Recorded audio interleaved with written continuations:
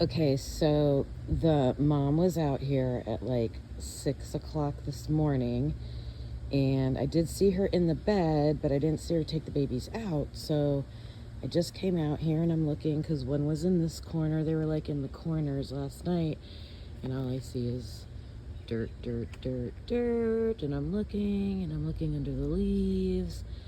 And then I get over here, I'm like, the dirt looks different. Look.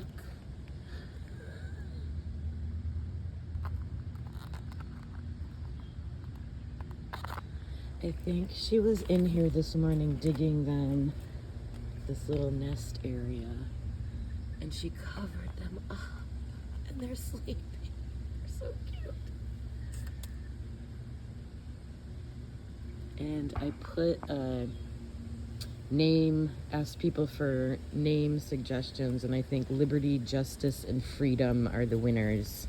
Most people like those names. I think it's fitting for our times. But there's the babies. Okay, update. I thought there were 3, but there are 4 little heads and bodies in there.